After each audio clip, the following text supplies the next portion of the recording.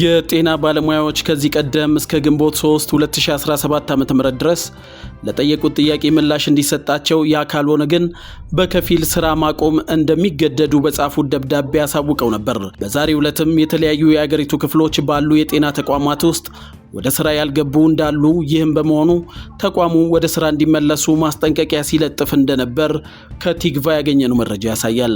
ጥያቄዎቻችን ምላሽ አልተሰጣቸውም በማለት ስራ ያልገቡ ባለሙያዎች እስከ ግንቦት 9 ይቆያል ያሉትን ከፊል የሥራ ማቆም እንቅስቃሴ አድርገዋል። የአዋቂ ድንገተኛ ሕክምና ክፍል፣ የህፃናት ድንገተኛ ክፍል፣ ከድንገተኛ ክፍል ጋር ተያይዞ የሚሰጡ አገልግሎቶች እነዚህም የድንገተኛ ክፍል መድኃኒት ቤትና ላቦራቶሪን ጨምሮ የማዋለጃ ክፍል፣ ጽኑ የህሙማን ክፍል ወይም የጨቅላና የአዋቂዎች ማለት ነው፣ የድንገተኛ ቀዶ ሕክምና ክፍል የሚሰሩትን አይመለከቱም ሲሉም ተናግረዋል። ከግንቦት 10 በኋላ ግን ምላሽ ካልተሰጣቸው ሙሉ ለሙሉ እናቆማለን ሲሉም ገልጸዋል። የኛ እንቅስቃሴ አንዳችም የፖለቲካ ሆነ ከፖለቲከኞች ጋር የሚያያዝ አይደለም። ታዋቂ ሰዎችም ሆኑ ማንኛውም የፖለቲካ እንቅስቃሴ የሚያራምዱ ሰዎች እጃቸውን እንዲያነሱ ደጋግመን አሳስበናል። ሀገራችንና ህዝባችንን እንወዳለን፣ ሰላምም እንድትሆን ነው የምንፈልገው። ነገር ግን ዓመታት ያለፋቸው ጥያቄዎች መልስ ይሰጥባቸው፣ ሁሌም ሽንገላና ማታለያ ይቁም ብለዋል። ጤና ባለሙያዎቹ ቀጥለውም ያሉብን ዘርፈ ብዙ ችግሮች በግልጽ ይታወቃሉ። ለመፍትሄ ቁጭ ብለን እንነጋገርባቸው። ቁርጥ ያለ ዘላቂ መፍትሄ ይሰጠን። ቢመረንም ኑሮ ከአቅማችን በላይ ቢሆንም ቤተሰብ ማስተዳደር ቀርቶ ጭራሽ ሸክም ወደ መሆን በመሸጋገራችን ድካማችን፣ እንቅልፋችን ማጣታችንን የሚመጥን ነገር በመቅረታችን ነው። እጅጉንም ቢከፋን ቢመረን ነው ወደዚህ እንቅስቃሴ ገባ ነው እንጂ ለማንም የፖለቲካ አጀንዳ ማራመጃ ለዩቲዩብና ሚዲያ መነገጃ ለመሆን አይደለም። በእኛ ስም ፖለቲካ ለሚነግዱም ተው ብለን ነግረናቸዋል ሲሉ አክለዋል። ያሉብንን ችግሮች በይፋ ደጋግመን ጠይቀናል። ምላሽ ለመስጠት እስካሁን ድረስ ብቅ ያለ አካልም የለም ሲሉም ተናግረዋል። አሁንም ጥያቄያችንን በድጋሚ እናቀርባለንም ሲሉ ገልጸዋል። ለጤና ሚኒስቴር የሚያቀርብናቸው ጥያቄዎች እንደሚከተሉት ናቸው ይላሉ። አንደኛ፣ የኢትዮጵያ ጤና ሚኒስቴር ዘመኑን በማይዋጅ አሰራር እየበዘበዘ ነው። የደሞዝ ክፍያን ከምስራቅ አፍሪካ ሀገራት ተሞክሮ በመነሳት በአማካኝ $1000 በወር ክፍያ ይጀምርልን። የዓለም ጤና ድርጅት WHO በሚያስቀምጠው ምክር ሐሳብ መሰረት የሥራ ሰዓት 45 ሰዓት በሳምንት ይገደብ። ከዛ በላይ ለሆነውም ተመጣጣኝ የትርፍ ክፍያ ይፈጸምልን የሚል ነው። ሁለተኛ፣ ጤና ሚኒስቴር ለኛ ለባለሙያዎች ተገቢውን የሆነ የቤት ክራይ፣ የተጋላጭነት እንዲሁም የማበረታቻ አበል ላይ አስቸኳይ ማስተካከያ ያድርግልን። በስራ ላይ ሳሉ በበሽታ ለተጠቁ ባለሙያዎች ደግሞ ተጨማሪ ካሳ ይሰጥልንም ብለዋል።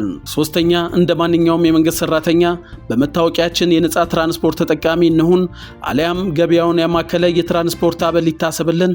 እንዲሁም ባለሙያ ከቀረጥ ነጻ መኪና አስገብቶ እንዲገለገል ጤና ሚኒስቴር መንግስትን ይጠይቅልንም ብለዋል።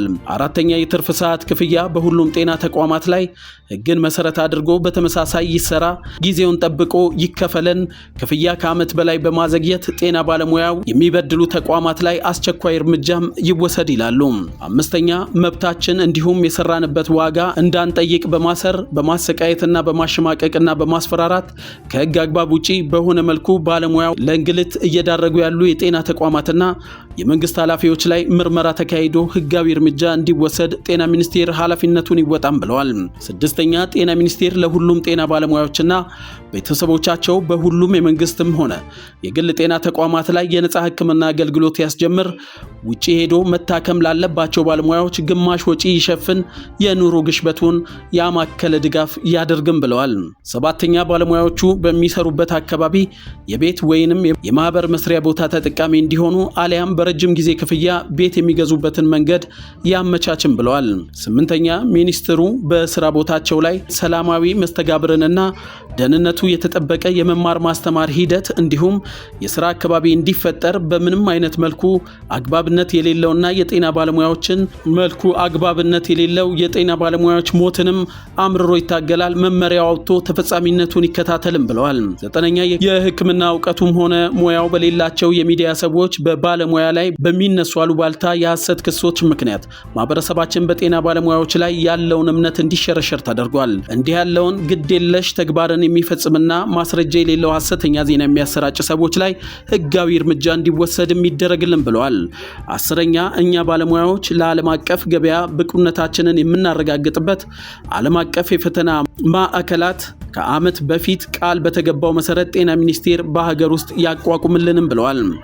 11ኛ በሁሉም ጤና ተቋማት ላይ የሚታየው የአመራሮች ምርጫ በሹመት መሆኑ ከጤናው ዘርፍ የማይጠበቅ በመሆኑ የአሰራር አስቀርታችሁ በእውቀትና በውድድር እንዲሆን አድርጉልን፣ አሰራሩንም አዘምኑት ብለዋል። 12ኛ የሕክምና ዘርፍ ከሲቪል ሰርቫንት ማዕቀፍ እንዲወጣ በማድረግ ወስናችሁ አሳውቁን፣ ራሱን ችሎ በቦርድ እንዲተዳደር ኃላፊነታችሁን ተወጡም ብለዋል። ጥያቄዎቻችንም እነዚህ 12ቱ ናቸው ሲሉ ገልጸዋል። ጤና ሚኒስቴር ለተጠየቁት ለእነዚህ ግልጽ የሆኑ ጥያቄዎች ዙሪያ ጥምጥም መሄድ ሳያስፈልገው 1 2 3 እያለ በግልጽ ይመልስልን ሲሉም አክለዋል። እስካሁን ድረስ ከጤና ሚኒስቴር የተሰጠ ማብራሪያ የለም። ማብራሪያው ከተሰጠ መልሰን ይዘላችሁ ምንቀርብ ይሆናል።